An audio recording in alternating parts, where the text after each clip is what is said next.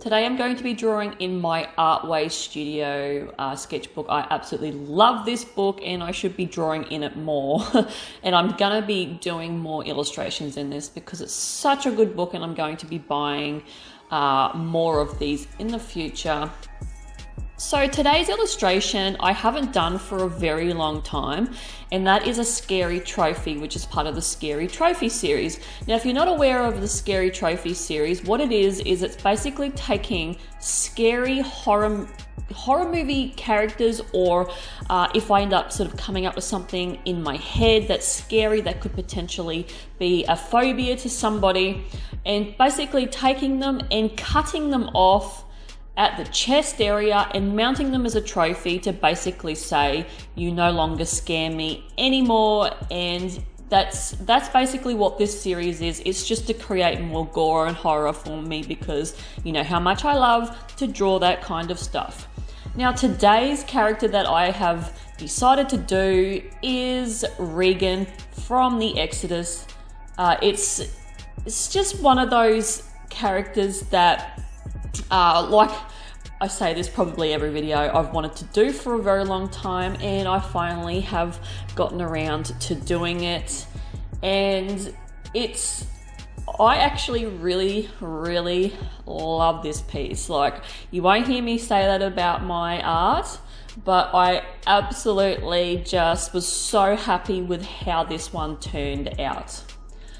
So I ended up using my Marte. I've bought this new Marte detailer set, and I absolutely love these brushes. I don't know why I never bought these earlier. Once again, I know I have bought Marte, but they're just cheap, and they're at every dollar store here or any cheap shop that you go into. They just sell the whole range of Marte, and I can't help myself just to get these. And honestly, the pack cost me $10, and I don't regret it. They are the nicest brushes to hold, and they're not losing any hair, so that to me is a big tick.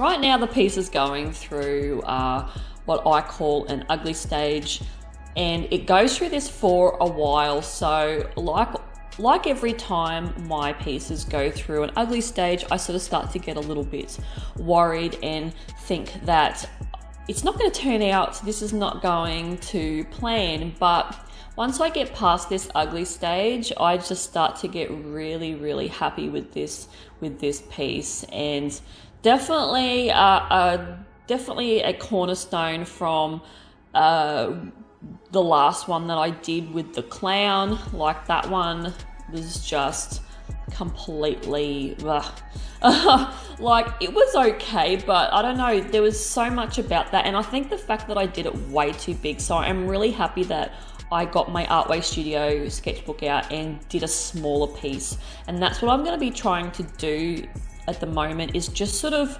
reduce the pieces a little bit and just try and get as much detail as possible in a smaller piece, because I find that the larger I go, the more that I struggle, and I'm not happy with it. So I think keeping them smaller and condensed for me is like the best way to go.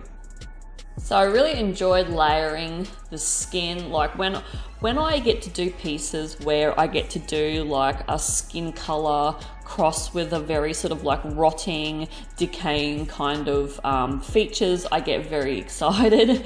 And I love to sort of put that skin tone down first and then do all the sort of the green blotchiness of the skin. I just absolutely love that process.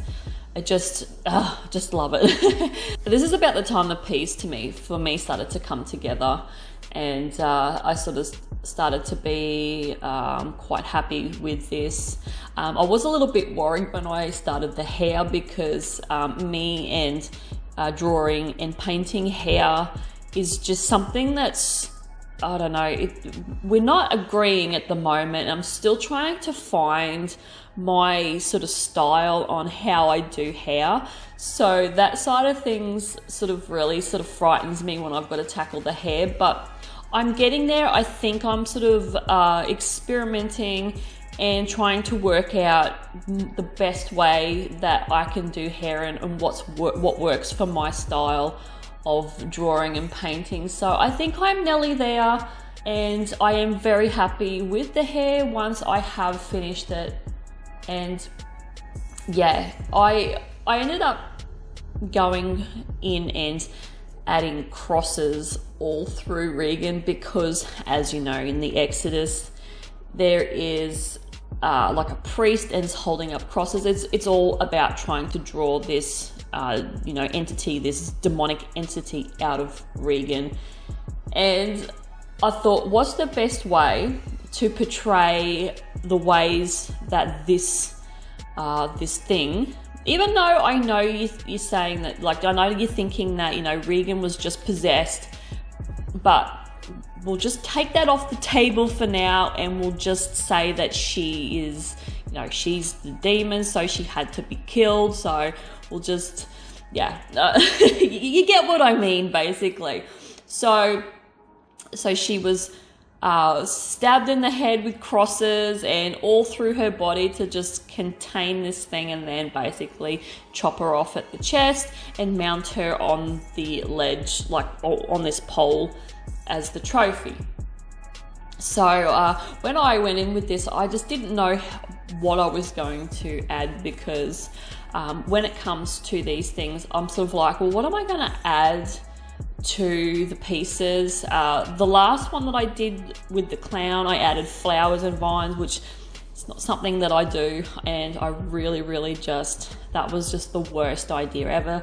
So I kept this one pretty basic and just had a whole heap of crosses stabbed in her, and then just stabbed into the board, basically to say, you know, this thing is contained, and if this, you know, this head and chest corpsey type thing decided to come back to life on the trophy, the crosses are going to contain this thing.